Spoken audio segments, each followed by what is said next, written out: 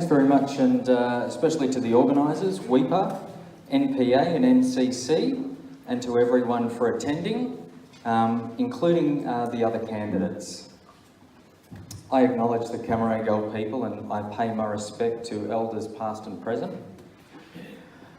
I'm William Bourke. I'm leader and Upper House lead candidate for Sustainable Australia. We're an independent party from the political centre. We campaign on four major issues: a sustainable environment, affordable housing for first home buyers and renters, better planning to stop overdevelopment, and secure jobs via a more diverse economy. I grew up in the suburbs on the urban fringe. What was the urban fringe? With bushland as my backyard, with blue-tongued lizards, kookaburras, cockatoos, snakes, and all sorts of native fauna and flora. As such, I've always been connected to nature, and I'm passionate about protecting that to allow free-range kids into the future. I have 2 business degrees, marketing and finance, and I've run a small business in the marketing field for over 10 years. I relax and I gain balance and mental health benefits from being near the ocean, our beaches, and I'm also passionate about protecting our oceans and waterways for us and for future generations. A few topics today. Tonight, the Northern Beaches Tunnel. Our transport policy is unequivocal. Australian governments should prioritise the most ecologically sustainable and congestion-free transport systems. To help achieve this, Australia should expand state-based rail and bus networks in preference to building more roads. We should encourage transport sharing schemes, build better bicycle networks, upgrade our freight rail infrastructure to take more trucks off the road. So in summary, we do not support more of these new roads and their toxic stacks. Public transport must be the priority. In terms of expanding and protecting our national parks, we call for an end to all old growth forest logging. We also say that we should minimise the scale and improve the practices of native forest logging. This should include avoiding the habitats of threatened, vulnerable and endangered native species, increasing the forest reserve system, restoring failed plantations back to native forest. We should also not accredit native forests or its waste to be burnt for biomass power as a renewable energy in the RET.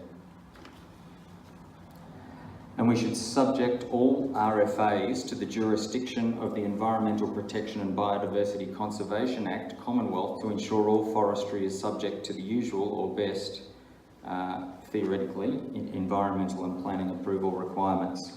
So fundamentally, our policies would broaden national parks and state forests and provide much better protections. The Great Koala National Park and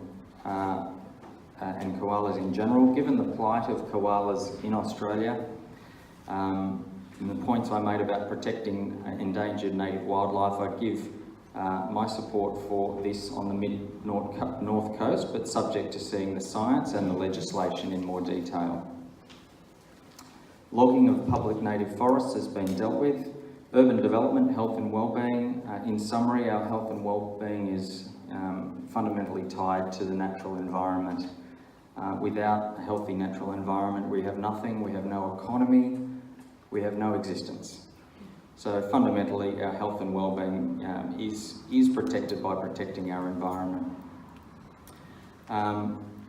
Climate change, I only have 5 minutes, so I'm skimming through, but fundamentally climate change, a few points from our under our environment policy. We want to contribute to staying below 1.5 degrees global temperature rise compared to pre-industrial levels, and that means lowering greenhouse gas emissions by at least 30% on 2000 levels by 2025, 60% by 2030 and up to 100% by 2050.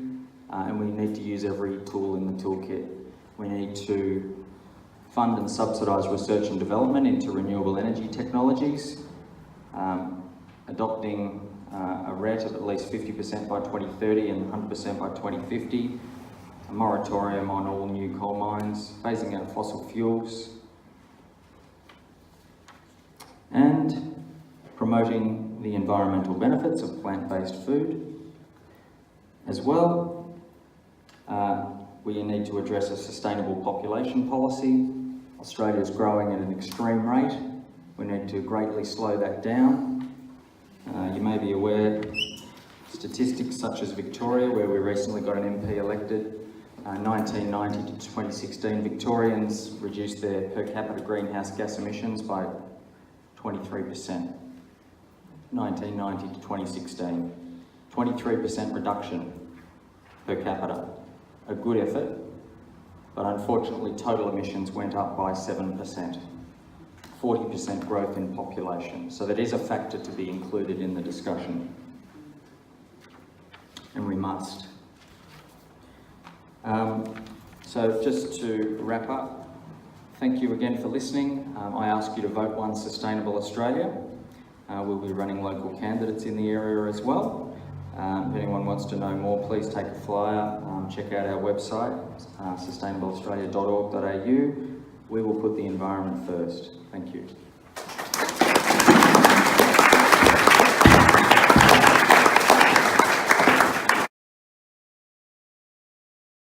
Sustainable Australia does differ quite considerably, as the previous candidate mentioned, from the Greens. Our planning policy is a broader policy. We advocate to return planning power to local communities, including through citizen juries by local council area.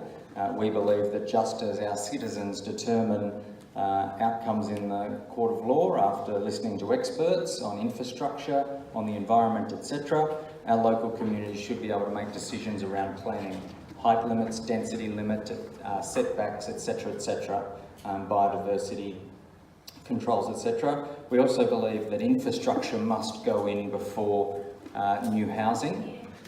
So infrastructure must go in before or at the same time as new housing. And of course, population must be part of the equation as well. Our long-term average is a very generous 70,000 per year migration, non-discriminatory, and it includes a generous refugee intake between 15 to 25,000. That's all supported by Sustainable Australia. John Howard, at the time of Tampa, played the bait and switch. Demonised some refugees, a few boats, triple the planes. So this is an economic GDP growth, lazy, big business driven greed policy that the big parties and their sidekicks support. They want to shut down debate. We want to have a rational and mature debate about population, and we want to have a rational, mature debate about thinking global and acting local and supporting other nations across the world, particularly in our region, to also address fundamental sustainability issues. Thank you, William. I think question over here.